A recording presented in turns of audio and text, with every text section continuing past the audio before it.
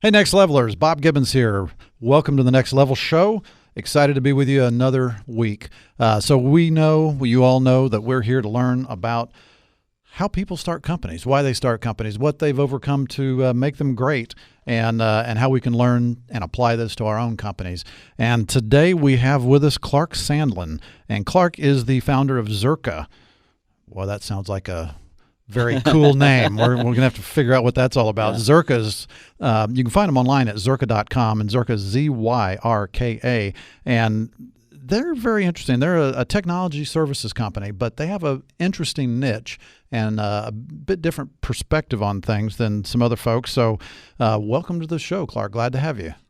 Thank you, Bob. I really appreciate it. I'm humbled and I'm grateful. So first thing, what the heck's Zyrka? So Zyrka is it's Ukrainian for star. Oh, it sounded like a disease. I was wondering if I needed it. Or Zyrtec. Sometimes we get that too, you know. Is it allergy medicine? But no, Zyrka is Ukrainian for star. I went to college with a bunch of Russian roommates and Ukrainian roommates and Uzbek, you know, all kinds of different cultures. And, you know, it was kind of a nickname, nickname for you? Yeah, for me, yeah, because I was the lone American in the bunch. But it was also difficult to find 5-letter domain names back in 2004. So, you know, I had to get a little creative. So what's key about having 5 letters in a domain name? Instead of having to type it all out, you know, it gets kind of frustrating if you type it all out in email or somebody's searching for it, you know, and sometimes they forget, you know. So the fewer letters, the better. Yeah, absolutely. So American Airlines with AA.com wins the... Absolutely. Are there any single digit URLs? There are, but they're not public domain. They're held by ICANN and things like that. So interesting. Yeah. So Zyrka, so Star. So this was their nickname for you. Why were you the Star? Just because you were the American, or was there more to it? Because I was American and I helped them with English and helped them with their paperwork and homework and you know those kind of things. Okay. Kind of their tutor. Interesting. So did you learn Russian? I did. I learned, so I minored in Russian, but I also learned all the street language, of course. You will. That's what you're supposed to learn from first. My roommates, yeah. And I also learned to love hockey. You know, that's all that was ever on TV. Knew nothing about the sport until no, wait a minute. In with them. So. Just on, you said it was the only thing on TV. Where were you? So I roomed with these guys. That's all they ever watched. But where were you going to school? University of Memphis. Sorry. Okay. Yeah. Okay. So when you said that, I was like, wait a minute. Were you in Ukraine or? No. Okay. I did visit, but I went on a orphanage program, a work study kind of program. Interesting. For one summer. Yeah, one of my good friends, one of her daughters went to Russia for a year, or actually for a semester, I guess it was. In Moscow, oh, wow. And they lived with a host family, which turned out to be a single woman. Yeah. But it actually turned out to be a nightmare. Oh, really? Oh, no. Well, because it turned out to be kind of a profit opportunity for this person. Oh, so they get paid, yeah. And so the more they can save on money, which includes food, the better. Yeah. So it was kind of a nightmare semester for this poor girl, but she had good memories overall, but wouldn't want to go back to live in that apartment. No, not at all, for sure. So, I mean, can you actually carry on a conversation in Russian? Да, говорю по-русски немного.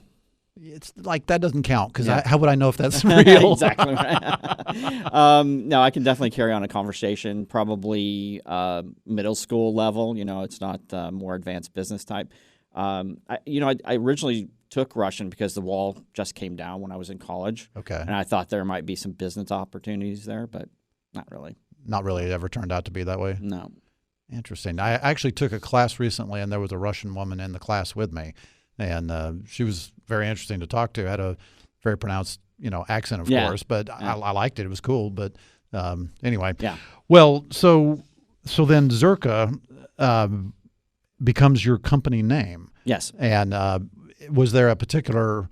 Was it just the continuity of that, or is there a deeper meaning into it that you've created? Well, so it kind of it was picked on the fly, but it has kind of evolved, and it means a lot more to me now.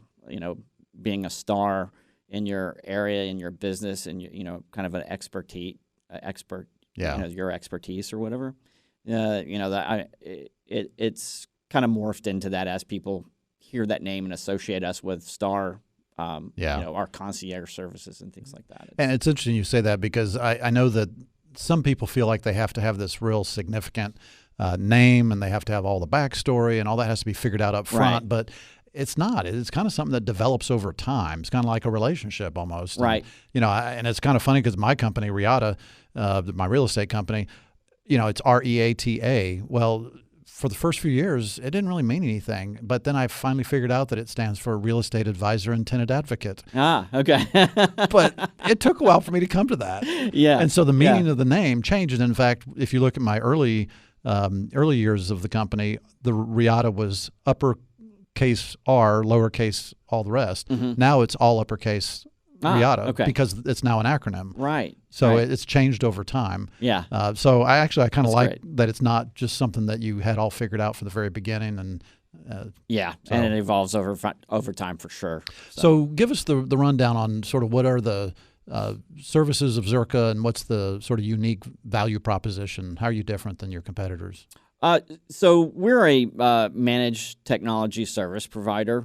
We specialize in private equity, hedge funds, family offices, a very exclusive niche, if you will. I started out with Tom Hicks in the late 90s. First, I was a consultant with hicksmusetate&furst. I was project manager for the Capstar broadcasting project. We rolled out the computer networking infrastructure there, which then became Clear Channel, which is then now iHeartMedia. So, oh, wow. So welcome home. Come full circle, right? So I was the project manager there, and then after that, I went to work for a company called Vetrix, which is a portfolio company of Hicks. They did the claim to fame there is Fandango.com. Oh. We built Fandango.com from ground up. Then I moved on internally with hicksmusetate&furst. So I started with them in '99, doing their internal infrastructure. They were a worldwide private equity firm when Hicks owned the Dallas Stars, Texas Rangers, Liverpool Reds at the time. It was a great opportunity for me. They approached me in 2004 and asked me to create my own company because they were splitting up and going different directions. So I supported all of those guys as they went in different directions. Interesting. I still support a lot of those partners today in different firms. It's great working with them. I had a great foundation. It was just handed to me, and here you go. They didn't fund me or anything, but they gave me a lot of positivity, moral support, and. But if they gave you direction. a contract, if they were immediately customers, that's Absolutely. better than funding, right? Yeah, for sure. Cash flow is always better than equity investments. Definitely. So I've grown it since then, and I realized that there's a need in the private equity world for a focused technology support, not only with the passing of Dodd-Frank in 2010. With the SEC regulations and things that came out, but also they're very demanding people, and they want service. They're used to service immediately. They're used to private jets and concierge support at hotels, and they don't wait very long for support, which is why we always answer our phone. You can always get a hold of us whenever you call our number. You don't ever it never goes to voicemail. You don't get put on hold. Those kind of things. Yeah. So we take care of the problems immediately. So that's basically us in a nutshell. So if you're dealing with private equity and all that kind of capital, like you say, you're dealing with people that are wealthy most of the time or all the time, and they're used to this kind of level of service. But I also imagine that their time frames are really compressed. Yes. And it's not just because they're demanding for the sake of being demanding, but they probably have a lot of money riding on the speed with which they're able to get answers to things. And if they have a problem with their technology infrastructure, that could cost lots of money. Absolutely. I mean, if they're working on, multi-million-dollar deals, sometimes billion-dollar deals, if there's a hiccup in the technology infrastructure, then that could make or break the deal. Oh, without a doubt. I back when I was on the landlord side of the real estate business, Michael Stores was one of our tenants, and we were working on a restructure of their data center. And at that time, and this was probably, I would say probably early 2000s, they told us that if that data center went down, it would cost them over $1 million an hour, because every single credit card transaction that went through any one of their stores throughout their entire network would be shut down. And people will walk up and buy a bunch of stuff and swipe a credit card, but if that credit card doesn't go through, well, they don't have the cash.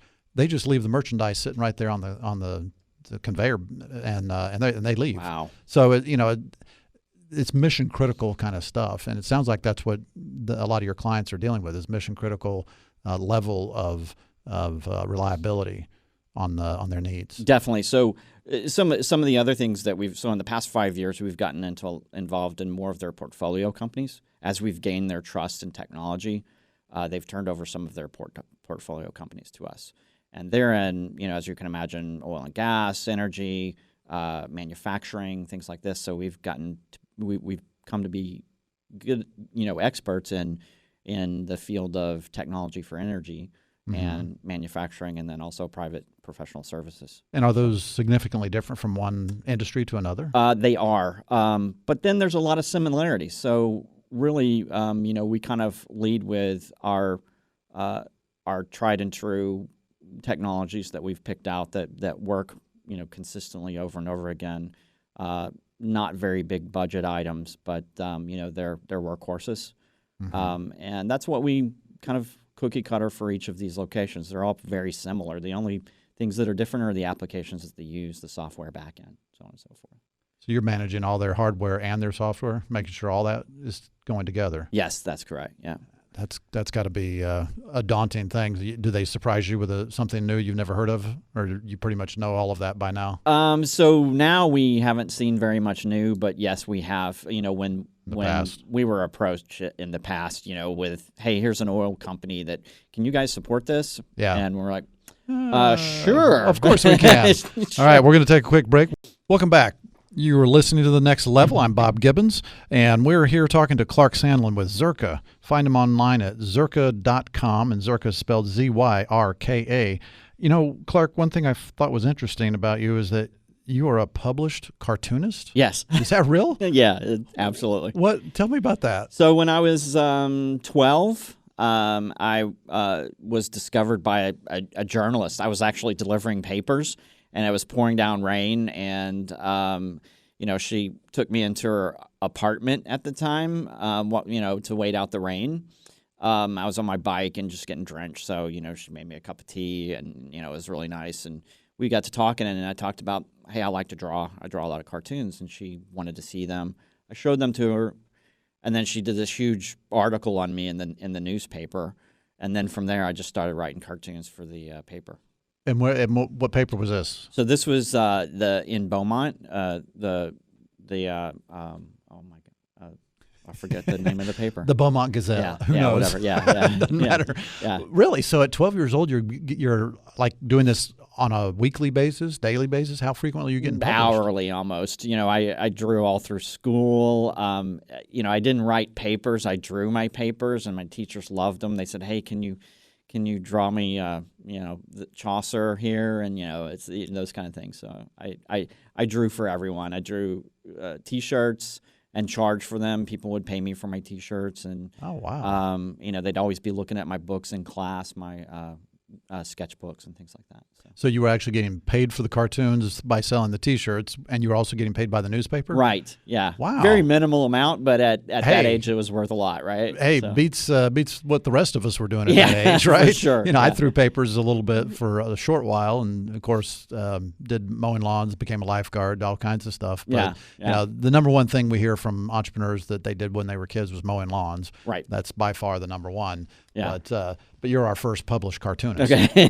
Yeah. I still love to draw. I still draw, almost every weekend, sketch, paint. I have a lot of ideas that maybe in retirement I want to do and publish again. But you don't have a website where you put all these up? Not yet. Not putting them on your social media? No, not yet. I share them with people at work and, some friends from high school and things like that. But interesting. Is it political?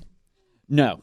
Okay. No, it's it kind of varies. So I originally it was based on my family, which was pretty crazy. I had a comic strip called Family Frenzy, and it was just my half brother, and how crazy, dysfunctional family, but we all kind of came together and had funny events that happened that I would draw all the time. So interesting.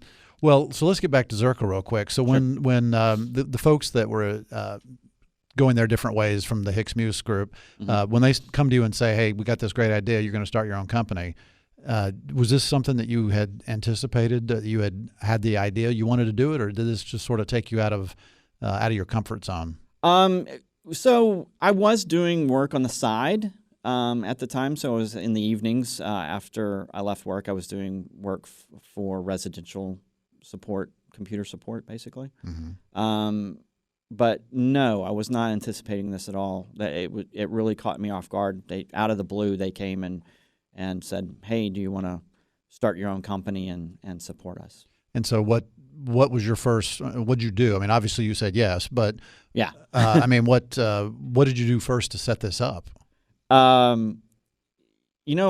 look back and try and figure that out, but what did set it up was my work ethic. These guys are excellent at picking, hey, who is going to be a good worker. I mean, this is what they do all day long. And, they came directly to me. They said, we like your work ethic. We like what you do. You're hardworking. You're precise, all these good qualities. And they said, we want you to run this. And we want you to support us. So did you have a staff that came with you immediately, or was it really just you at that point? Yes, I had a staff. So it's basically the staff that was there. They came on board with me. So how many people did you have immediately? I had 5 people immediately. Okay. And how many companies were you supporting at that point then, once they all kind of went their different ways? So initially it was 1, and then it was 2, and then after that it was probably about 4 or 5. And within about a 2-year time span. Okay. So these folk, I mean, how many people, how many companies can you support with such high touch concierge level service? I mean, I got to imagine you have far fewer clients in terms of numbers of companies than sort of somebody in a normal, quote, managed service provider position would. Definitely. Yeah. So usually the numbers for most MSPs is 10 clients per tech. For us, it's probably more about 5. Oh, wow. Per tech. Yeah. That's incredible. So half. So your fees then obviously have to be worth a lot higher to support that. Yes. So, and I would assume that your clients then must understand the value proposition, why they recognize what they're getting for that relative to going to any other MSP. Yeah, they do. Yeah, they understand that, in order for us to have someone readily available for them 24/7, yeah, they're going to pay a little bit more for that concierge service, and they don't have a problem with it generally. Because the cost of not having that is so much greater. Correct. Yeah. Interesting. So, so when you start doing this, what is the what is sort of, I don't really understand the sort of what your day looks like. Yeah. So, how much of your day is spent sort of acting as a chief technical officer, chief information officer, sort of the strategy guy on how to set all this stuff up versus the, actually in the trenches, making sure what's already there is working?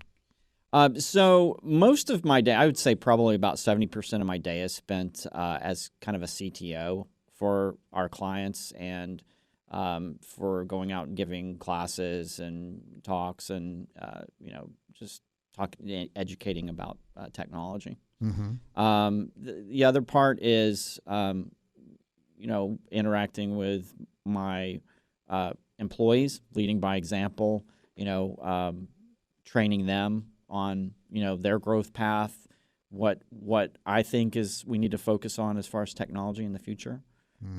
So that's pretty much my day. How do you stay ahead? I mean, stay in front of the client.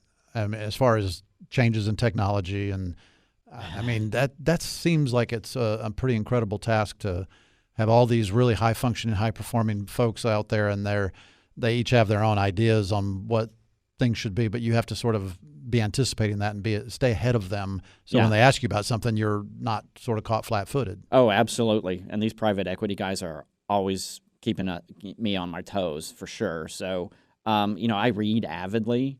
I keep up with most technology YouTube videos and things like that.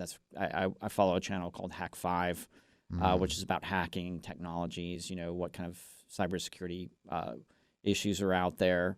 And it really just comes back to reading and tinkering. I tinker a lot. I'm in my garage tinkering around with electronics, trying to get my smart home to work, and all those kind of things.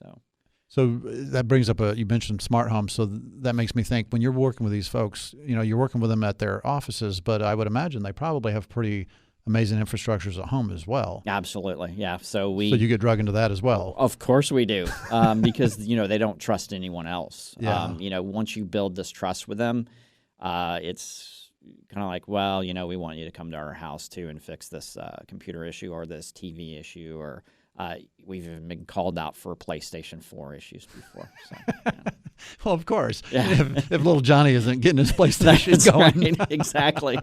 Yeah.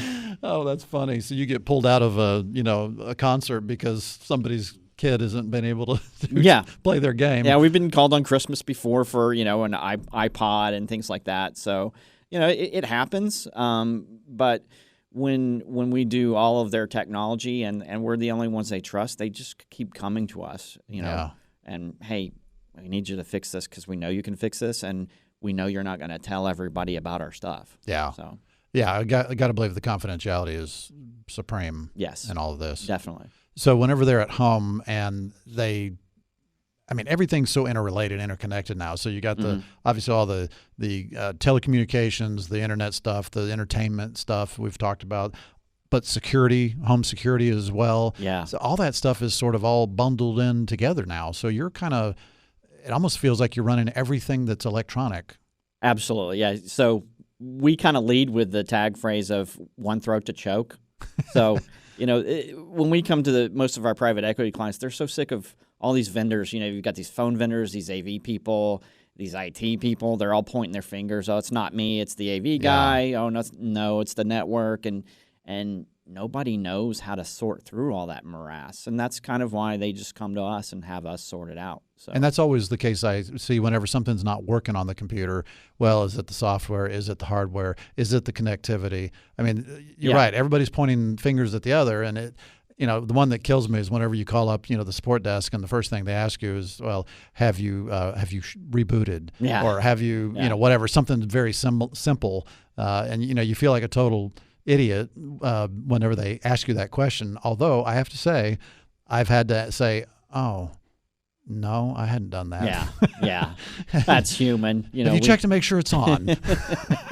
Yeah. So whenever you're dealing with them at home, do you have to approach it differently than at the office? I mean, are there any nuances on that other than the fact that it's where they live?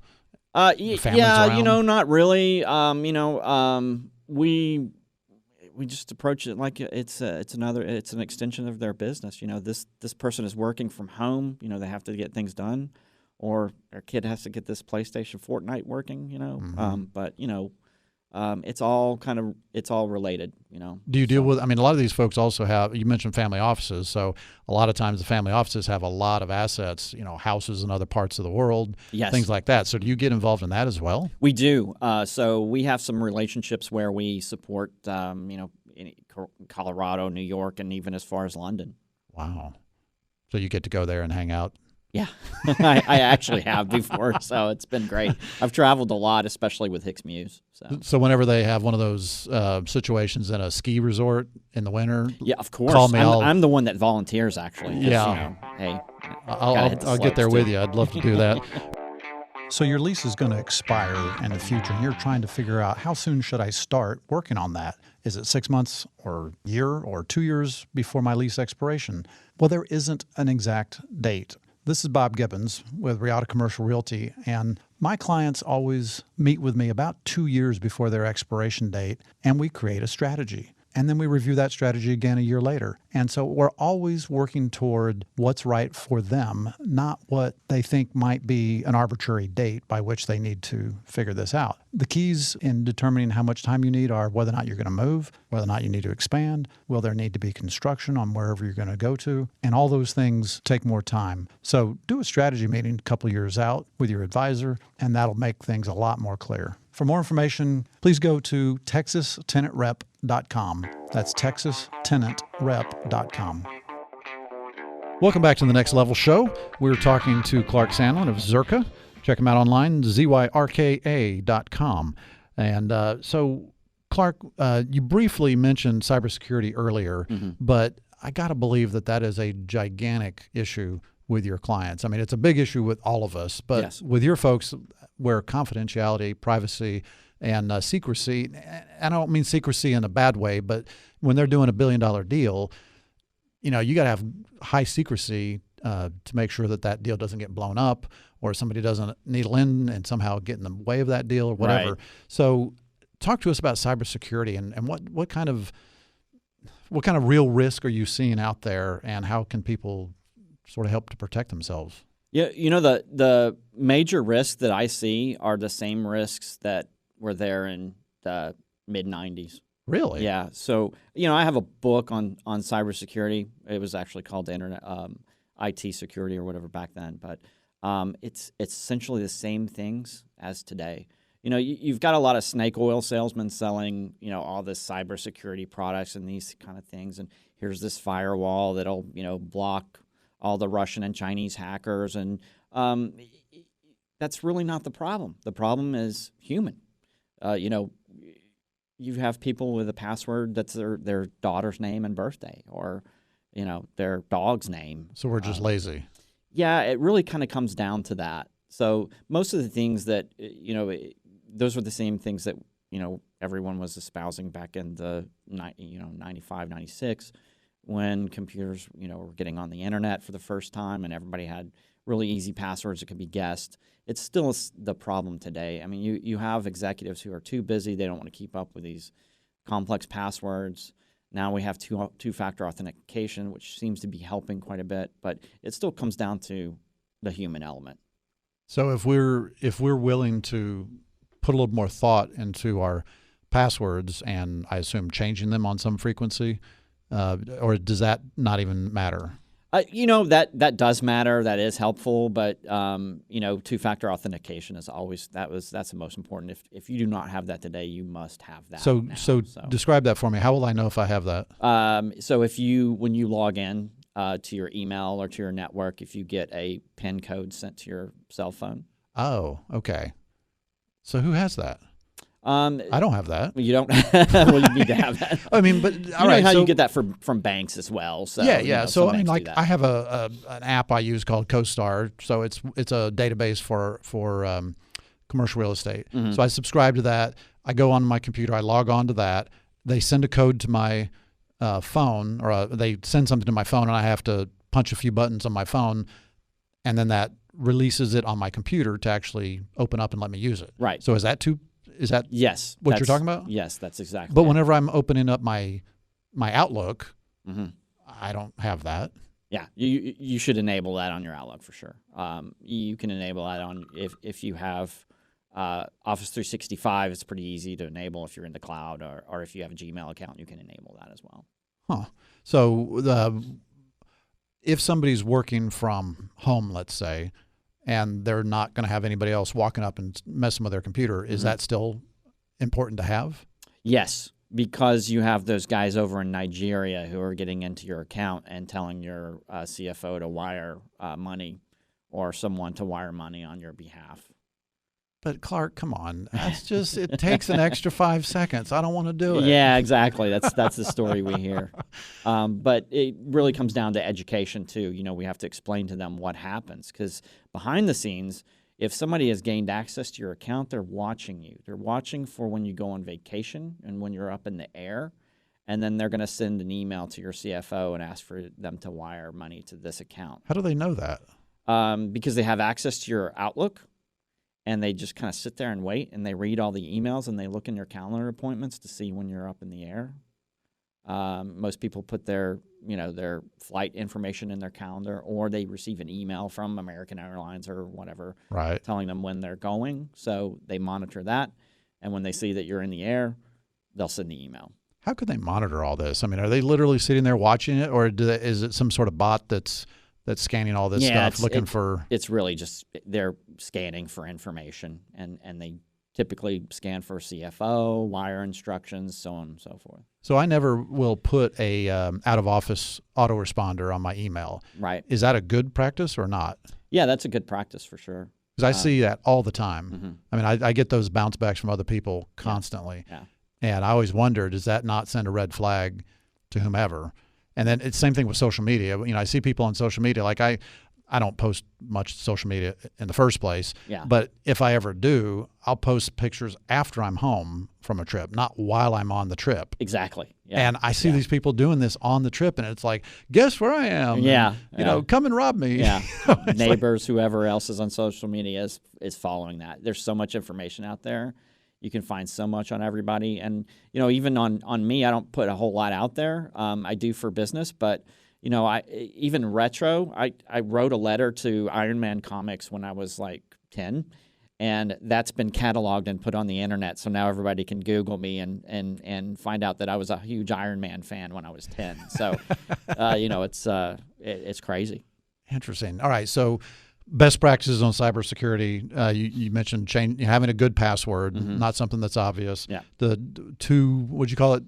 Authentication? Yeah, two-factor authentication. Two-factor authentication. Sure. What are some other things that we should be doing that we're probably not? You know, don't overspend on security. You know, I know that seems counterintuitive, but educate yourself. Education is the most important thing. I mean, I think we get better response when we give training, cybersecurity training, than we do if we institute all these practices and pay for all this overkill cybersecurity appliances and networking firewalls. You know, really the only people who are going to break in through those kind of things are, you know, Russians and Chinese. And, you know, thwarting that is you know, you kind of leave that up to like your big Cisco companies or your networking companies to take care of those. So if I'm using Office 365 for my Outlook, should I assume that they have enough security checks or firewalls or whatever it is you call them to protect me, or do I need to, other than the things you mentioned, the two-factor authentication and having a good password, are there other things I should be doing, or should I just assume that they're doing it? And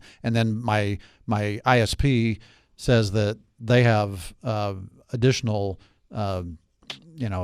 protection on my router. Right. So am I good, or do you think that's... You know, you can go deeper down the rabbit hole, and there's still some more things that you can do because, you know, all of those people that you just listed are collecting information on you as well. Yeah. So, you know, you sign off on that with your ISP. They'll collect data, and then all of a sudden you'll start getting things in the mail from them, you know, about, hey, you did this search. Here's a Brooks Brothers ad. You know, they'll send you a snail mail mailer. You can use a VPN too. So I strongly encourage, if you're out in the wild, if you're away from your home or if you're away from the office, use a personal VPN. Like NordVPN is a good one to use. And VPN is virtual private network, is that right? Yes. Yeah. Okay. So what that does is if you're on somebody's public network, you are encrypting your traffic. Ah. So if you go to a Starbucks, sometimes you can actually accidentally get on someone advertising a wireless access point that doesn't really belong to Starbucks, but they're just sitting a few tables over, and then you hop on their Wi-Fi and they start grabbing all your passwords, all your data, all your information. This is why the VPN is important, because you run everything through that VPN so that it doesn't get captured. Hmm. And you call it Nord, N-O-R-D? Yes, NordVPN. There's a whole bunch of them out there, but that's the one I use, and it seems to be the best. And so if I am at the Starbucks or any place, like I was in Austin this last weekend. So when I was, and I for full disclosure to our listeners, I heard you speak on cybersecurity not too long ago, scared the hell out of me. And so I'm trying to be a little more cognizant of a few things. Yeah. One of them is never log on to a public Wi-Fi. Right. And so I haven't, since that talk, okay. I haven't logged on to Starbucks or Panera Bread or any of those open Wi-Fis. Right. And even when I was at the Hyatt Regency in Austin, I didn't log on to the hotels either. Yeah. So I would light up my hotspot on my mobile phone and use that. Yeah. So that's a great practice. And is that as good as the VPN you're talking about, or do I need the VPN too? Yeah. So, again, the data is still being captured through your cell phone. You may have an application on there that's kind of grabbing data, that kind of stuff. I'd still use a VPN just to be safe. It's a little slower. You can put a VPN on your phone as well. So Nord works on your phone as well as your computer. Okay. It's just good practice to just kind of keep all that information to yourself. Interesting. It's so, I don't know. It's frustrating that we have to do this. Yes. You know, that there's the bad actors out there that are doing this kind of thing. But it's, it's getting worse and worse. I mean, it's going to be artificial intelligence coming up, drones, all kinds of, the technology is just going to overwhelm us here in the next 10 years. And everybody needs to get, step up their education on technology, or else you're going to be left behind. Yeah, and one last thing on the cybersecurity and the password thing. Yeah. I know that there's things like LastPass and other services that manage your passwords for you. Are those worthwhile? Yes. Should we be using those? Yeah, I use that. I use LastPass because I don't know any of my passwords. I only know one. I know one to get into my LastPass portal, but then all of my passwords are like 25 to 32 characters. Wow.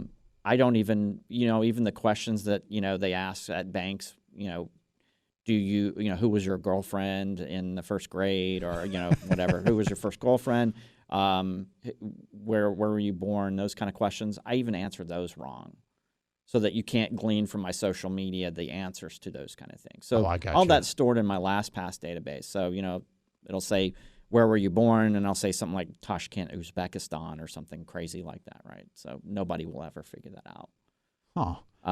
But you don't keep track of that because now it's in the LastPass. Yeah, it's in my LastPass database. So if I lose that database, I'm in trouble, but I keep backup copies of that as well. So that's really important, is make sure you back up all your information. So you can back up your LastPass account? Yes. Okay. I call it a back down because you're backing it down to your laptop from the cloud. So. Right. Interesting. I have so far to go. All right. Well, this is what I'm saying. I mean, technology changes year over year over year, and if you don't keep up with it, you're in the hole. You're going to be left behind. All right, we're going to take one more break. Be right back after this. Don't miss the 7th Annual Code Launch Startup Expo, July 31st at Comerica Center in Frisco. Meet technology startups from DFW, Texas, around the nation, and beyond. Noon to 8 p.m., including the showcase event at 5 p.m., a national pitch competition with over $100,000 in services to the winner that the crowd will choose. Register to attend at codelaunch.com. The 7th Annual Code Launch Startup Expo, July 31st at Comerica Center in Frisco. For your free pass to attend Code Launch, enter code CL7 Next Level. That's CL7 Next Level. Hey, Next Levelers, thanks for tuning in to the Next Level show. We are talking to Clark Sandlin, Zyrka.com, ZYRKA.com. So, Clark, you are the whiz of all things digital and technological, et cetera, et cetera. However, you kind of threw me for a loop because I asked you the question, what's your favorite app and tools? And I was expecting some really wild thing that I had never heard of. Mm-hmm. Excuse me. But instead, you said your favorite app and tool is your Franklin planner and pen. Yeah. Yes. That is so analog. What is wrong with you? It really is, yeah. Really backwards, right? Yeah. Yeah. So, my mom introduced me to the Franklin planner in the early 90s, and, I've been using it ever since. It's how I prioritize my goals, work my day. The science behind it is, you remember better if you write with a pen as opposed to typing. And I've found that to be very true because it's tactile and it forces you to think a little bit more because you're committing pen to paper. Yeah. And I'm looking over here because on the table in front of me, you have it. Yeah. And literally you have Next Level, and then you have all these bullet points. And you've written all this, and it's very good penmanship, by the way. Oh, thank you. You could have never made it as a doctor. But so, I mean, you're not just saying this, you're really doing it. Yeah, sure. Yeah, definitely. And, it helps me keep focused. I think, with phone apps and all these other applications, we've got so many apps out there. None of them integrate with each other. They don't work. They end up being more trouble than they're really worth. Mm-hmm. I like to simplify with technology. I think, Rudolf Steiner said about science in the late 1800s that wait 10 years and see what's still around. And use that. I use it. Word processor. Excel spreadsheet, all the basics that you get from an Office program. Everyone still uses those today, right? Oh, yeah. How many apps do you see come and go? Do you really want to invest your business time into those apps? And the problem is we've got a lot of millennials coming in and throwing a lot of apps into the mix. Oh, this app will work great for this. We need to put this. And then we end up inheriting clients that have, hey, help. We have 100 apps and none of them talk to each other. Well, we have apps running our apps. Yeah. Yeah, that is kind of hard to, it's an old guy to get used to. I mean, I remember whenever I first got into business, we bought the old Tandy TRS-80. Yeah. We called them Trash 80s. They had like 64K memory. Right. And I built a VisiCalc Yep. Spreadsheet. Nobody heard of VisiCalc anymore, but it predated Lotus 1, 2, 3. And, Sure. And it was funny because it took so long to recalculate all the formulas in that little spreadsheet that it had an F9 button. If you hit F9, it would recalc. Now, every time you hit the enter button, it recalculates the entire spreadsheet. Well, back then, that would take forever. Right. So you'd build your whole spreadsheet and then hit F9 to see if it worked. And I remember one time I built my spreadsheet and I hit F9 and went to lunch. Yeah, exactly. And I came back and it had not finished. Right. Yeah. Which tells me I did something wrong because I couldn't have built anything complex enough to require that amount of time. But right. Anyway, it's pretty funny. But so anyway, I love the fact that you're using the Franklin Planner. And do you actually use your calendar for that too, or do you still do that electronically? So with your phone? I have my calendar electronically, but I sit down and I still kind of plan out my week in my planner, and then I put my appointments in my calendar for the week, so. Interesting. I mean, I kind of like the fact that you're doing that. So it's a good reminder to, going electronic is not always the best thing. Right. It has certain advantages, but sure, it has some disadvantages too. It's like some people say, well, why buy something because as soon as you buy it, it's going to be obsolete. Well, no, it's not. If it solves the purpose or the problem that you're buying it to solve, it doesn't go out of style. It doesn't become obsolete. Yeah, exactly. Yeah, there's a newer one that'll come out soon, but that doesn't mean you have to have it. Right. And does that additional little nanosecond of speed make any difference to your life? Not really. Probably Sometimes not. it doesn't, And, the other thing about the Franklin Planner is it's very difficult to hack. Yeah. Can't tap into that puppy. Right. So I know that you are focused on private equity, family offices, et cetera. Mm-hmm. So I'm going to ask you this question anyway as to who is your ideal client? And I'm mainly asking that because do you want more clients? Do you have everybody you need?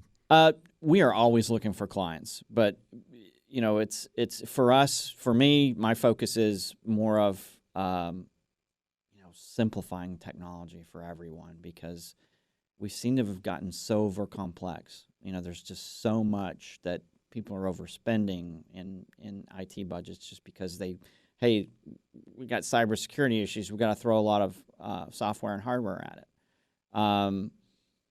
I like working with clients one-on-one about business needs, not necessarily tech. And then how can we tailor the tech towards their business needs? So not tech for tech's sake, but right. For the business need. Right. And we work with all types of clients, not just private equity, hedge funds, family offices, because we've gotten a lot of their portfolio companies. So we do a lot of manufacturing, professional services. We have legal, law firms.